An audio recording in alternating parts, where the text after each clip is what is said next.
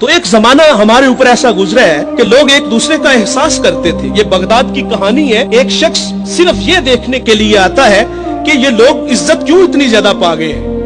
اس نے ایک ہوٹل سے کھانا کھایا, وہ مسلمان نہیں تھا, اور سامنے ٹیبل پہ ایک جوان بیٹھا تھا, وہ مسلمان ہے. اس نے محسوس کیا کہ اس کا تعلق ہمارے شہر سے نہیں ہے. خیر کاؤنٹر پہ جا کے اس کا بل دیا, اور اس صاحب نے کھانا کھایا, بل دینے کے لیے کاؤنٹر پہ گیا تو کہا آپ کا بل ادا ہو گیا ہے. کہا یہاں تو مجھے کوئی جانتا نہیں, میں اجنبی ہوں.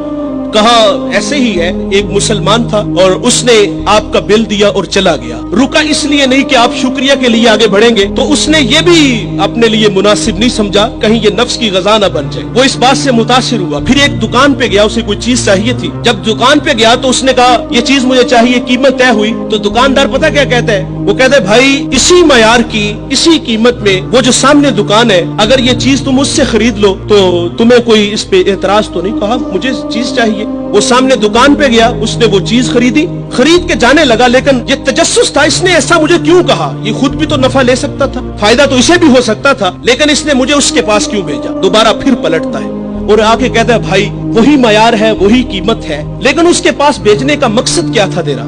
اس نے کہا بھائی صبح سے اس وقت تک میرے پاس بڑے گاہک آئے ہیں اور میں نے اپنے بیوی بچوں کے لیے رزق روٹی اکٹھی کر لی ہے, اور وہ جو سامنے بھائی ہے اس کے پاس صبح سے لے کر اس وقت تک کوئی گاہک بھی نہیں آیا.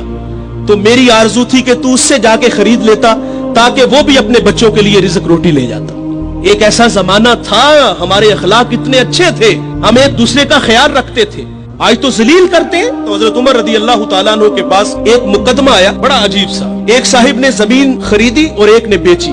جس نے زمین خریدی اس نے ہل چلایا تو اس سے خزانہ نکلا, اور وہ خزانہ لے کے جس سے خریدی ہے اس کے پاس آ گیا اور آگے کہتا ہے کہ بھائی میں نے زمین خریدی ہے, زمین کے پیسے دیے ہیں, اس خزانے کے پیسے نہیں دیے, یہ آپ مجھ سے لے لو. اور جس نے بیچی ہے وہ کہتا ہے بھائی یہ تمہارے مقدر, یہ میں نہیں لوں گا, یہ تمہارے ہی ہیں. ان کا آپس میں تنازع ہوا, حضرت عمر کے پاس آ گئے. وہ دے رہا ہے, وہ لے نہیں رہا. آج بھائی بھائی ایک انچ پہ ایک دوسرے کو قتل کر رہے ہیں. آج ایک انچ پہ بھائی جیونا مرنا ختم کر رہے اپنے بھائی سے. اپنی اولادوں کو بھی نصیحت کر کے جاتے کہ چچا کو منہ نہیں لگانا. اور ادھر کیا ہے جو رسول اللہ نے اخوت کا درس دیا تھا ان قوم کو, ان لوگوں کو, اور وہ کتنے اچھے لوگ ہیں, وہ خزانہ دے رہے, وہ لے نہیں رہا. حضرت عمر رضی اللہ تعالیٰ عنہ کے پاس فیصلہ آیا تو آپ نے فرمایا تم دونوں صاحب اولاد ہو. کہا ہاں. ایک نے کہا میری بیٹی ہے, جس نے زمین بیچی تھی اس کی بیٹی تھی, جس نے خریدی تھی اس کا بیٹا تھا. کہا دونوں کا نکاح کر دو, اور وہ جو خزانہ ہے وہ بیٹی کو جہیز میں دے دو تاکہ وہ خزانہ دوبارہ اس کے پاس چلا جائے. تو اللہ سے دعا کریں کہ اللہ ہمیں اچھے اخلاق عطا فرمائے.